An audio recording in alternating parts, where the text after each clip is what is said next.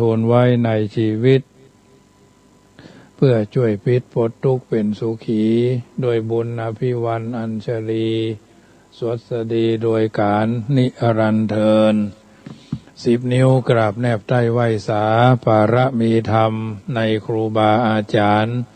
พระมหาเถรานุเถระท่านเจ้าคณะพระสังฆาธิการทุกรูปทุกตนขอความสุขความสวัสดีในธรรมะแห่งองค์สมเด็จพระสัมมาสัมพุทธเจ้าจงมีแก่บรรดาสาธุชนท่านผู้ฟังทุกท่านที่ได้มีโอกาสเปิดเครื่องรับฟังรายการเสียงธรรมก่อนรับตาตั้งสถานีวิทยุเพื่อการศึกษาพระพุทธศาสนาและวัฒนธรรม FM ความถี่ 104.50 เมกะเฮิรตซ์วัดฝ่ายหินตำบลสุเทพอำเภอเมืองจังหวัดเชียงใหม่เมตตาในท่านพระครูสมุวิสุวัตรวรกิโจท่านเจ้าวาดวัดฝ่ายหินท่านผู้อำนวยการสถานีวิทยุแห่งนี้น้อมเกณฑ์เวรถวายเวลาให้ธรรมภาพได้กระทำบำเพ็ญภาระธุระหน้าที่โดยการน้อมนำเอาธรรมะมาเป็นปฏิพรย้อนให้ญาติโยมสาธุชนได้ยินได้ฟัง นำธรรมคำสอนไปเป็นเครื่องเตือนจิตสกิดใจในฐานะที่เฮาท่านทั้งหลายเป็นพุทธศาสนิกชนมีพระพุทธเจ้าเป็นผู้นำมีพระสัทธรรมเป็นแผนที่มีพระอริยสงฆ์เป็นผู้ชี้ตัวเฮาคือแหล่งแห่งการทำดีและก็ทำชั่วดีชั่วอยู่ที่ตัวเฮาทำสูงต่ำอยู่ที่เฮาทำตัวของแต่ละคนแต่ละท่านเหล่าพุทธบริษัทไตรรัตน์ตั้งประพฤติทั้งกายใจไตรสิกขาไตรลักษณ์ตรึกตรองตริพิจารณาระวังรักษาเอาไว้ไตรทวารคือน้ำคำสอนบวรพุทธใสบริสุทธิ์ดุจน้ำฝนพ้นสงสารเกิดตั้งอยู่ดับไฟไววันวานพระนิพพานคือที่หมายเมื่อวายชนอันทรัพย์สินถิ่นฐานทั้งบ้านช่องอีกเงินทองไร่นามหาศาลเป็นสมบัติของตัวได้ชั่วการจักต้องผ่านจากกันเมื่อวันตายส่วนความดีมีความสัตย์สมบัติแท้ถึงตัวแก่กายดับบารับหายจะสถิตติดแน่นแทนร่างกายบาคลอนคลายชื่อยังอยู่คู่โลกาการทำความดีมีโชว์ทุกโอกาสความประมาทพลาดความดีมีที่ใฝ่หาความดีทำไว้ให้อิ่มใจในชีวาในเบื้องหน้าสุขสมหวังได้ดังปองอันนี้คือความดีชีวิตนี้แม้น้อยนักแต่ก็เป็นความสำคัญนักสำคัญยิ่งกว่าชีวิตในอดีตและชีวิตในอนาคตที่ว่าชีวิตนี้คือชีวิตในชาติปัจจุบันนี้สำคัญก็เพราะชีวิตนี้เราสามารถหนีกรรมบดีที่ทำไว้ในอดีตได้สามารถเตรียมสร้างชีวิตในอนาคตให้ดีเลิศเพียงใดก็ได้หรือตกต่ำเพียงไรก็ได้ชีวิตในอดีตล่วงเลยแล้วทำอันยังแถมต่อไปบ่ได้แล้วชีวิตในอนาคตก็ยังมาบ่ถึงฟังยังทำอันยังบ่ได้เช่นนี้จึงกล่าวได้ว่าชีวิตนี้สำคัญนักพึงใจชีวิตให้เป็นประโยชน์สมกับความสำคัญของชีวิตนี้ท่านสาธุชนท่านผู้ฟังทั้งหลายก็ถือว่าได้มีโอกาสสร้างบุญสร้างบารมีเก่ากับตัวกับตนเฮาเปิดว่าในพระธรรมคำสอนบวรพุทธประเสริฐสุดเกิดมาพบลบล่าสูงศักดิ์สิทธิ์ส่องชีวาทอาตมาศาสดาเอกของโลกคือโชคดีสัจธรรมนำทางอย่างโชติช่วงส่องเหวห่วงอริยสัจสี่ก็คือทุกข์สมุทัยในวจีนิโรธชี้ทางดับทุกข์มรรคสุขดลปริยัติจัดงานการศึกษาแล้วนำพาปฏิบัติหัดฝึกฝนปฏิเวทวิเศษสุขสู่ทุกคนเพื่อหลุดพ้นจากสังขารนานนิรันดร์ มวลคำสอนพุทธองค์ทรงหยิบยื่นนับ 84,000 พระธรรมขันธ์พระวินัยสุตตันตอภิธรรมบาลีนั้น45มายุชนย่อแล้วมี3อย่างทางศึกษาศีลสมาธิปัญญาอย่าฉงนย่ออีกครั้งเหลือเพียงหนึ่งซึ่งกมลขอทุกคนไม่ประมาทชาติญาณมีสติพึงระวังหยุดยั้งคิดเพราะชีวิตอนิจจังยืมสังขารเมื่อหมดสิ้นอายุขัยอยู่ไม่นานพระนิพพานหวังสูงสุดพุทธันดรอันนี้ก็ถือว่าทุกคนทุกท่านได้สะดุ้งตื่นมื่นตาของมาแต่ละวันก็ทำภาระธุระหน้าที่ของแต่ละคนแต่ละท่านเป็นลำดับไปอยู่แล้วน้ำธรรมคำสอนในทางพระพุทธศาสนาถือว่าเฮาท่านทั้งหลายได้นำไปเป็นประทีปในการที่จะดำเนินชีวิตเพิ่นมีคำกรสอนใจเฮาไว้หลายที่หลายทางหลายแห่งหลายหนโดยเฉพาะสิ่งต่าง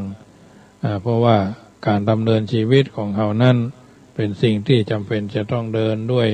วิจารณญาณความภาคภูมิในการดำเนินชีวิตเพื่อผ่านวิกฤตการณ์ไปด้วยดีทุกสิ่งทุกอย่างทุกวันมงคลชีวิตธรรมะเตือนจิตสุภาษิต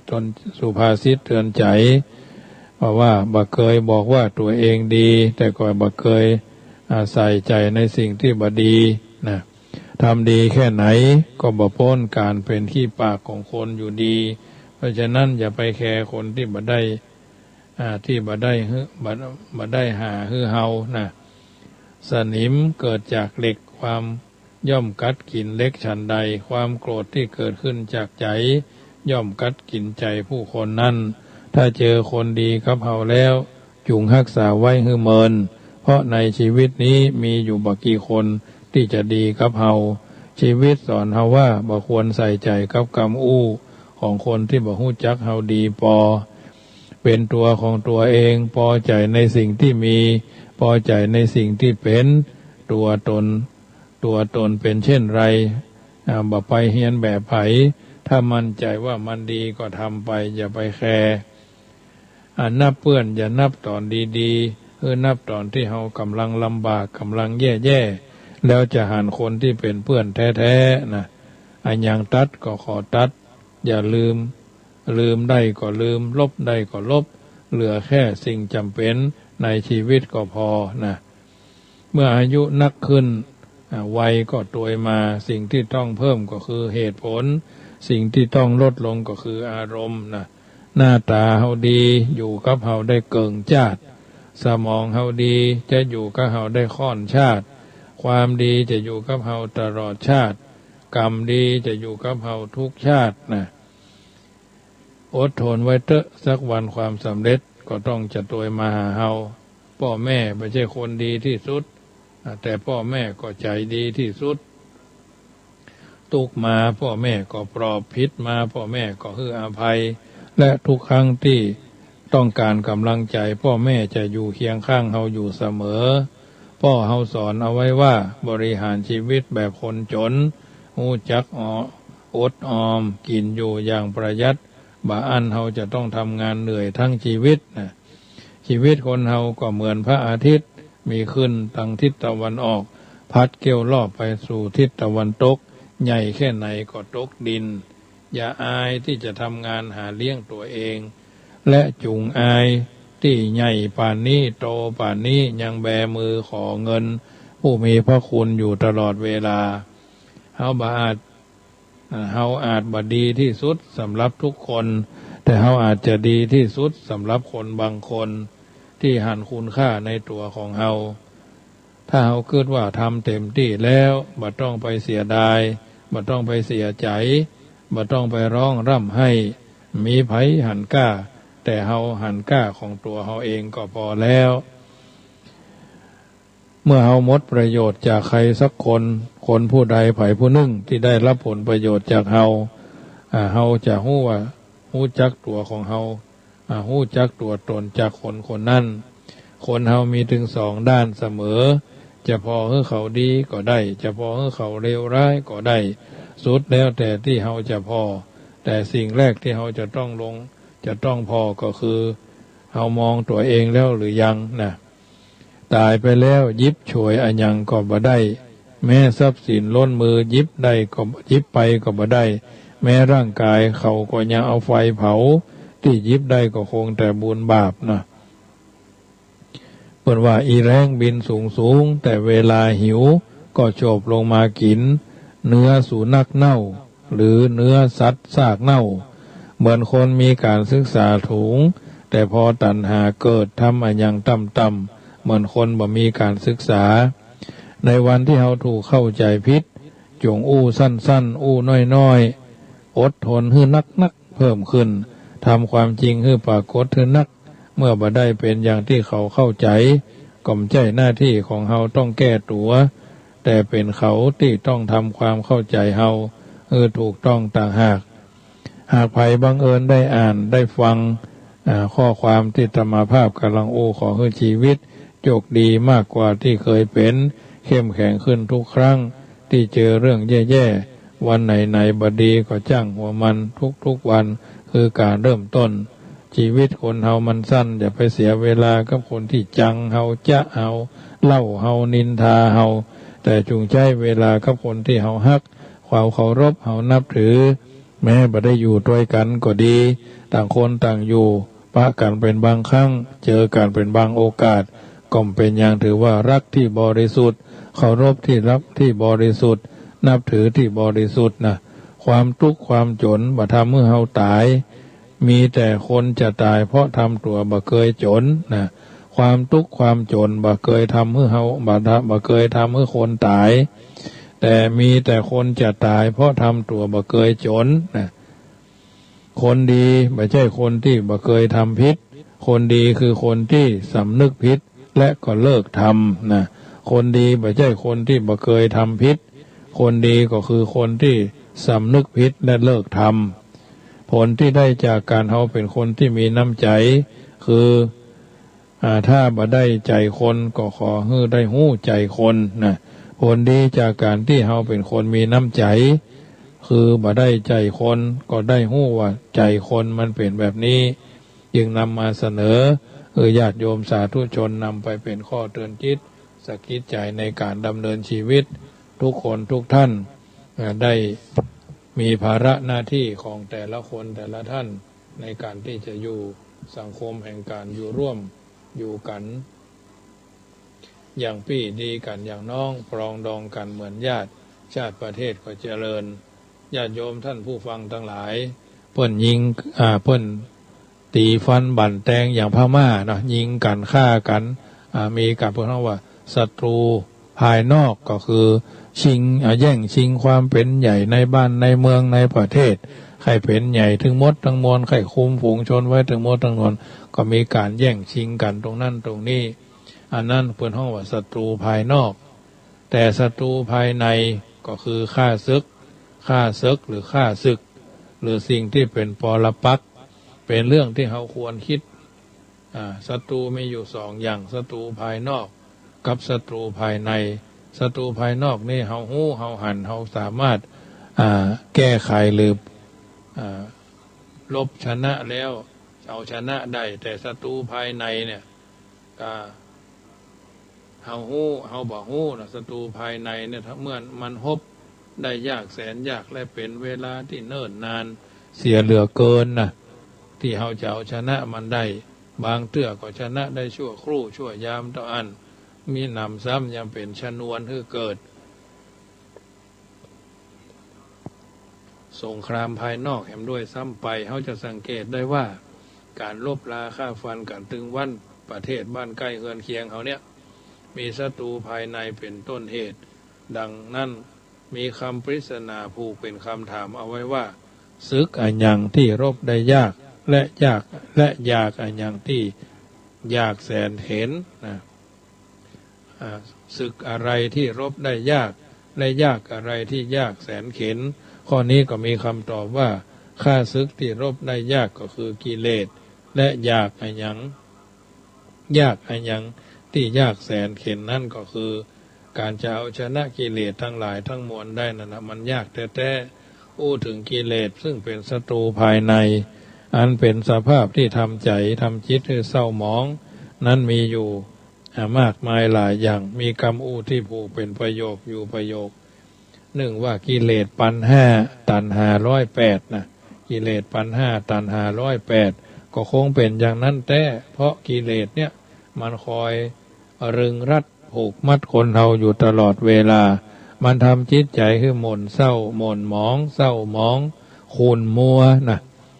คือหมุนไปเปลี่ยนไปคือมีความทุกข์ความโศกวิปโยคคร่ำครวญเป็นไปต่างๆนานาอย่างมากมายกะเดียวก็เป็นอย่างนั้นกะเดียวก็เป็นอย่างนี้กะเดียวดีกะเดียวให้กะเดียวเป็นสุขกะเดียวเป็นทุกข์เดียวทุกข์มากเดียวทุกข์น้อยเป็นไปตามสภาวะของกิเลสที่เกิดขึ้นกึดแล้วตัวกิเลสมันทำให้คนเฮาเป็นได้ทุกอย่างที่มันจะทำในเมื่อคนเฮานั้นตกอยู่ในภายในอยู่ตกอยู่ภายใต้กิเลสตัวกิเลสจึงเป็นศัตรูที่สำคัญอย่างยิ่งที่เฮาจะต้องทำกำราบปราบปรามและเฮาจะต้องป้องกันบ่ให้มันขยายตัวออกมาภายนอกโดยเฉพาะเมื่อมีกิเลสชนิดใดชนิดหนึ่งเกิดขึ้นก็หาวิธีแก้ไขขจัดปัดเป่าโดยใช้หลักธรรมในทางพระพุทธศาสนาเป็นอาวุธประจำเป็นเครื่องมือกำไว้มั่นคั้นไว้ฮืออยู่เช่นหากเขาถูกเขาด่าถูกเขาตำหนิถูกเขาเสียดสีกระทบกระแทกเขามักจะมีความโกรธขึ้นมาทันทีเนี่ยตัวกิเลสเกิดขึ้นกับเขาแล้วถ้าเรื่องที่ถูกเขาด่าเขาว่าเป็นเรื่องจริงเป็นเรื่องแต่เขาก็มีความโกรธน้อยแต่ถ้าเรื่องที่เขาว่านั่นมันบัดแต่เขายิ่งมีความโกรธมากขึ้นเขาถือว่าผู้ที่ด่าผู้ที่ว่าเขานั่นเป็นศัตรูตัวร้ายกับเขามีการจองเวรจองกรรมอาฆาตพยาบาทเพิ่มขึ้นแถมจะต้องมีการแก้แค้นต้องมีการชำระสะสางเขาด่ามาเขาก็ด่าไปเขาว่ามาเขาก็ว่าตอบเนี่ยจึงทำให้มีเรื่องวุ่นวายความสงบสุขบ่สามารถที่จะเกิดขึ้นได้เพราะเฮาคิดว่าผู้ที่ว่าเฮานั้นมันเป็นศัตรูตัวฉกาจกับเฮาแต่ถ้าหากเฮาคิดไปแห่งมุมหนึ่งก็คือคิดกับกันเฮาก็ควรที่จะดีใจชอบใจกับขอบคุณเขาที่มีผู้เสียสละมาว่าคือเฮามาด่าเฮาถ้าเขาบ่มาด่าว่าเฮาจะอยู่ได้อย่างใดว่าเฮานั่นมีอันอย่างพ้องมีดีหรือมีชั่วเฮาจะมีความอดทนมากน้อยแค่ไหน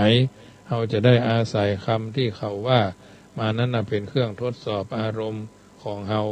ทดสอบสภาพจิตของเฮาว่ามีความกล้าแกร่งแข็งแรงแค่ไหนและเป็นผู้ที่มีขันติบารมีอยู่หรือเปล่าถ้าเฮายังไปด่าเขาว่าเขาก็แสดงหันว่าเฮาขาดขันติบารมีไปเสียแล้วหากเฮาอดทนบ่ได้หรืออดทนได้ทนหากเฮาอดได้ทนได้โดยนึกถึงหลักธรรมดาของโลกว่าคนบ่ถูกด่ามีในโลกผู้บ่ถูกนินทาก็มีในโลกอย่าว่าแต่คนเลยดวงตะวันหรือดวงอาทิตย์ก็ยังถูกด่าพระจันทร์ก็ยังถูกว่าแม้แต่พระพุทธเจ้ายังถูกด่าถูกแจ้ง เขาจะเอาอย่างมาเป็นกฎเกณฑ์สำหรับคนในโลกนี้ในเมื่อฝนตกเขาก็สาปแช่งเพลงมันถึงบอกว่าฝนตกเขาก็ด่านะฝนตกเขาก็ด่าฟ้าห้องเขาก็ด่านะในเมื่อฝนแรงเขาก็ด่าหนาวเขาก็จมฮ้อนเขาก็พอใจ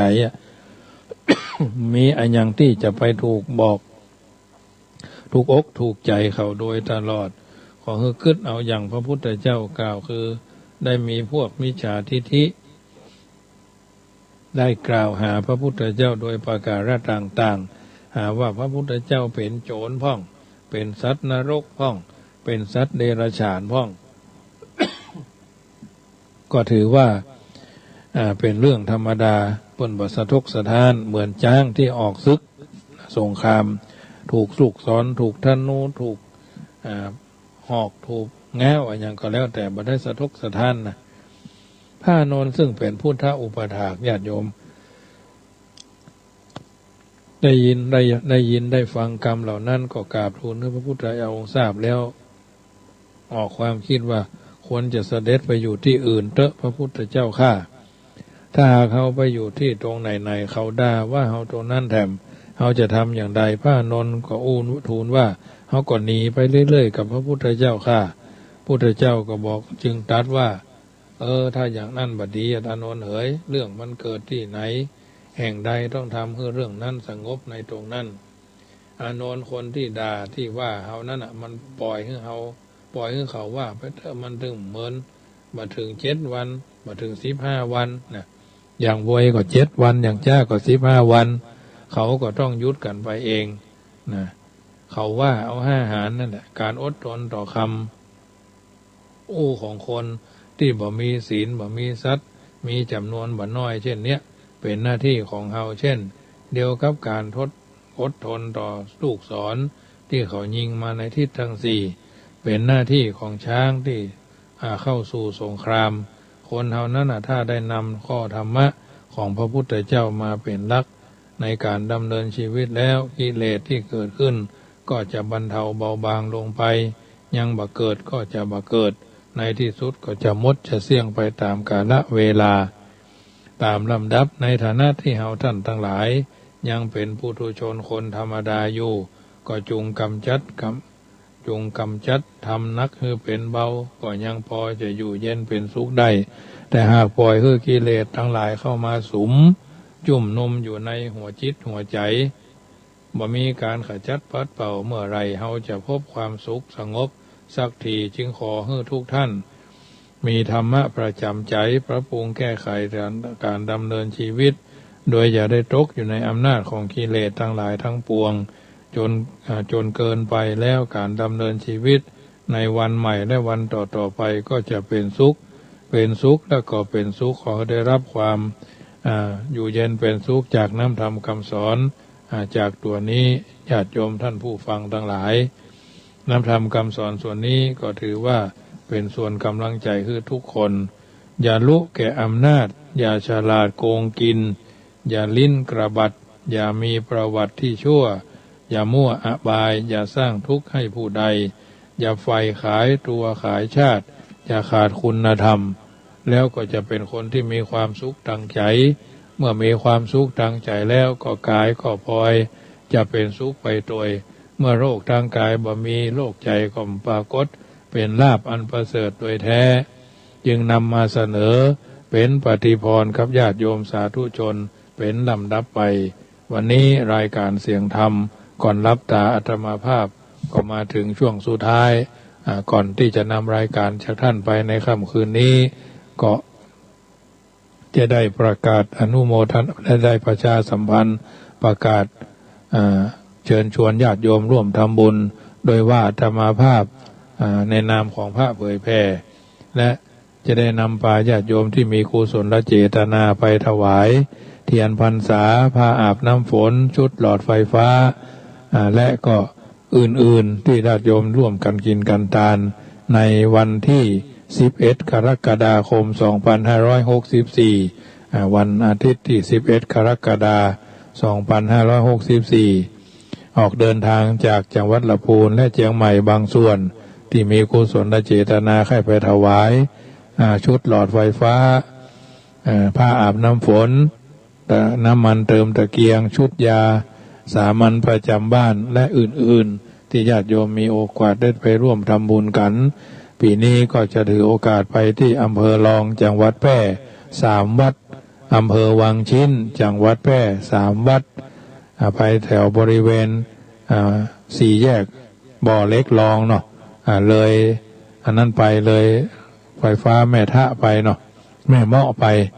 เข้าไปจะไปทางเด่นใจนี่แหละ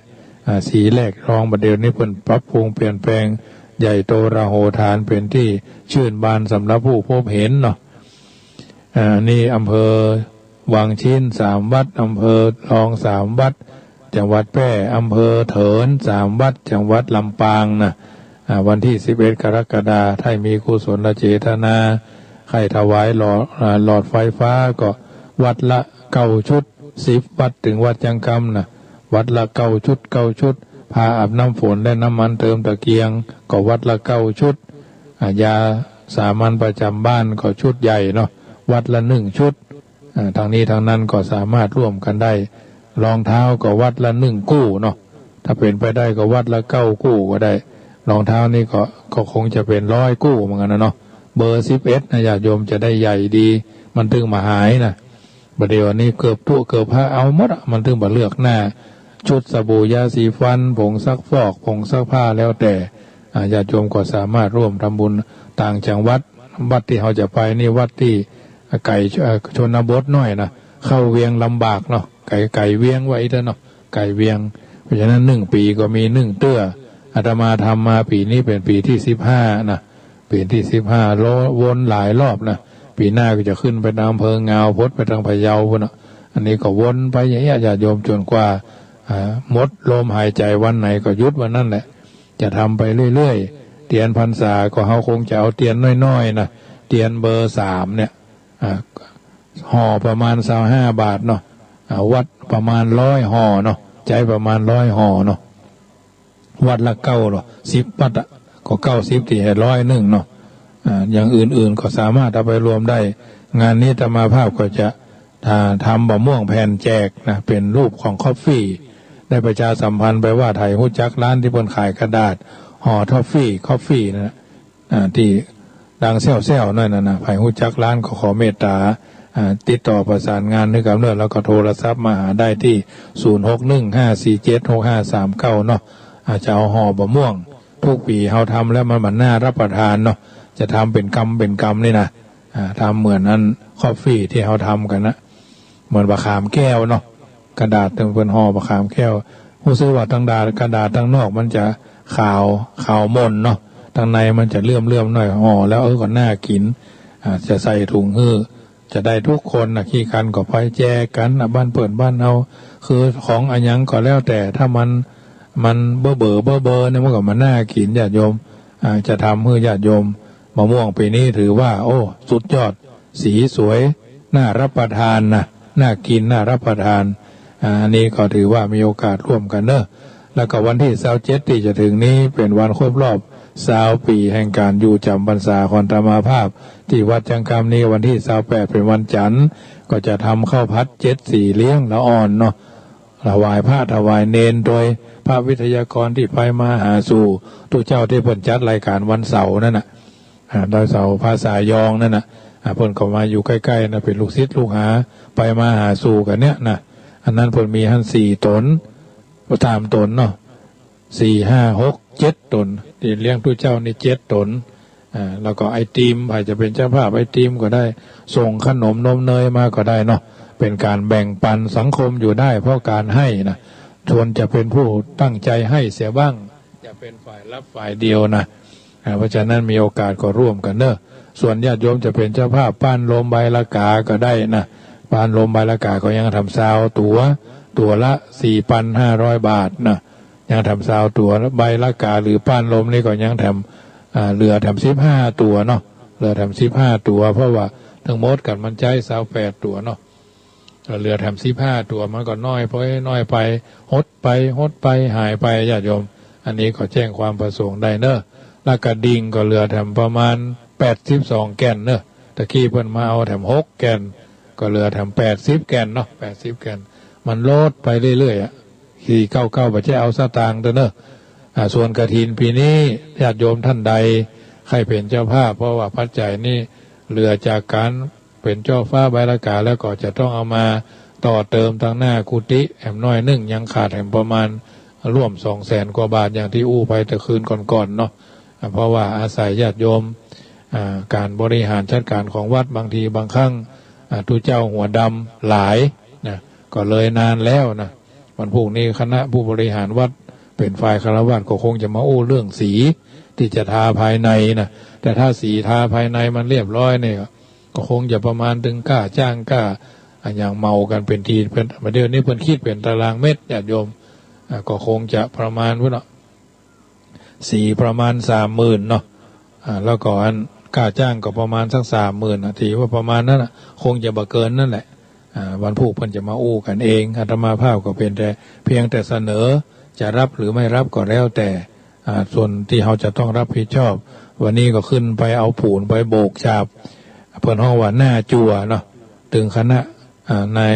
ละอ่อนที่เพิ่นมาช่วยงานนะครับก็ขึ้นไปจี้จุดคือเพิ่นเนาะขึ้นไปบนเพดานชั้นบนมันเอาเกินขึ้นไปก็ตามแล้วต้องทำได้หมดเปิดห้องว่าถ้าภาษาชาวบ้านว่าสากกระเบือยันเรือรบทำได้หมดแต่ก่อนมาอยู่วัดจังก้ำเนี่ยขึ้นไปต้นไม้พวกมะพร้าวเนี่ยขึ้นสวายเป็นต้นแหละสวายเอาหน่วยแห้งมันลงสุมาเอาตีนย่ำนะหน่วยแห้งนั่นนะตอนนั้นมาอยู่นี่วัดจังก้ำนี่35 36เนาะอายุเดี๋ยวนี้มันกึ่งนั่นน่ะกลับกันนะ37 ก็ 57แล้วก็ขึ้นได้อยู่นะใจว่ามันขึ้นมาได้แต่บางทีบางครั้งก็เป็นจังหวะเป็นโอกาสเหมือนกันนะก็ถือว่าก็มีความระมัดระวังอยู่ในการที่จะทำหน้าที่ของผู้ดูแลเอาใจใส่บางทีมันใจเพื่อนมันก็เหมือนใจเนาะมันเหมือนมันไม่ได้ดั่งใจนะขึ้นฟันมดข้าวตาลนี่บ่ขึ้นเรามาอยู่ใหม่ๆในข้าวตาลมันไม่ใช่สูงนักนะเดี๋ยวนี้มันสูงชะลูดแล้วก็ถือว่าบางทีบางครั้งก็ต้นไม้ใบหญ้าเนาะไม่ตกแต่งกิ่งก้านสาขารกหูรกตาหรอกมนุษย์ปุถุชนคนธรรมดาถ้าไม่รู้จักพัฒนาก็รกบ้านรกเมืองรกวัดรกวานะเพราะฉะนั้นทำหน้าที่ของตัวให้ดีแต่ละวันประเมินสถานการณ์ไปนะเพราะฉะนั้นทุกคนทุกท่านมีโอกาสก็ร่วมด้วยช่วยกันเนอะก็จะได้ค่อยจะถึงเปิดสาย5 นาทีเนาะก่อนนำรายการจากท่านไป0615476539อนุโมทนาโยมแม่เรนูเนอะเพิ่นโทรมาเป็นกำลังใจโยมแม่ขวัญเมืองก็คงสบายดีเนาะโดยมากเพิ่นจะมาโดยกันคนละเวลาคนละช่วงเวลาเนาะอันนี้ตาแถววัดจังกำ2 วันนี่ลมแรงนะลมกันโชกแรงโซ่ซ่าลมแรงเนาะลมแรงพี่น้องทางเชียงใหม่พี่น้องทางลำพูนที่ฟังขึ้น104สามารถโทรกันเข้ามาได้นะทักทายกันได้อยู่จุดไหนม่วงใดกินข้าวน้ำจำข้าวแรงช่วงเวลา2 ทุ่มถึง2 ทุ่มเป็นเวลาที่ว่านั่นนะเวลาแห่งกินข้าวน้ำจำข้าวแรงอู้จ๋าทักทายกันเลย2 ทุ่มไปก็เริ่มจะมีเวลาเป็นของส่วนตัวแล้วเป็นส่วนใหญ่นะอาตมาก่อนรับภาระช่วงนี้จบข่าวแล้วก็เป็นรายการเสียงธรรมก่อนรับตานะช่วยกันประคับประคองกันไปคนละอย่างของอย่างทางนี้ทางนั้นก็ถือว่าร่วมด้วยช่วยกันเนอะสิ่งใดสิ่งหนึ่งที่ช่วยได้ก็ช่วยประคับประคองกันได้ก็ช่วยกันไปสิ่งต่างๆเหล่านี้ถือว่าเป็นส่วนที่ดีเอาอยู่ในสังคมแห่งการอยู่ร่วมอยู่ในครอบครัวเดียวกันก็ถือว่าเป็นส่วนที่ดีเจริญพรโยมแม่ยุพิน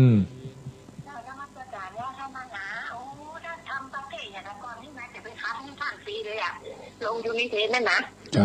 ขอเงียบไปเรียบร้อยละขนาดกับท่านเห็นนั่นนะท่านถ้าได้เนี่ยเขาแล้วเนี่ยว่าเดี๋ยวไปเลยจะไปทำให้เลยฟรีเลยแหละเจ้าไปเรียนยกไปให้ลูกน้องหมดละเจ้าท่านก็จะไปโหมนานนักเลยเจ้าอันตัวน้อยเดียวเนาะเจ้าไม่ใช่ว่าท่านก็หาไปทำบุญ9 วันเมื่อเดือนมีนานี่เด็กพี่กะใช่เหรออันนั้นมันเป็นนั่นกรณีพิเศษจ้ะแต่เรื่องเทียนพรรษาประจำปีก็คือวันก่อนเข้าพรรษา1 อาทิตย์เจ้าอย่างนี้เจ้าถ้ามาทางบ้านไม่น้อยก็ให้เขาหรือว่ามาบ้านตะปูเหรียญทองเขาแม่หาแม่ทองเนอเจ้าขอให้ดูดีมีสุขนะลุงเนอจะไปโหมงานนาคนะลุงเนออนุโมทนาเนอเจ้ามาตรการเจ้าอนุโมทนาแม่ยุพินเอาละญาติโยมเหลือเวลาให้เพิ่น2 นาทีรายการอื่นๆเนาะค่ำคืนวันนี้ก่อนท่านนอนหลับไปในคืนนี้ขอจงตั้งดวงฤดีไว้ให้มั่นนึกถึงบุญกุศลทานศีลภาวนาที่ได้ผูกพันจิตตั้งมั่นแน่วแน่แล้วแผ่เมตตาทั่วไปให้คนอื่นทั้งรักทั้งเกลียดทั้งชังแต่ครั้งไหนขอให้เขาเหล่านั้นได้ดีมีสุขใจอย่าหวั่นไหวแม้อมิตรที่คิดชังแล้วใจเราจักสบายคลายเร่าร้อนเพราะจิตผ่อนความเครียดแต่หนหลังอานีคาสุขีอัตตานังพ้นทุกขังก็เพราะจิตคิดดีล้านรู้หรือจะสู้1ทำได้ 100,000ทำได้ยังไม่เท่า1ทำดีและก็ทำดีอายุวันโนสุขังปะลังขอ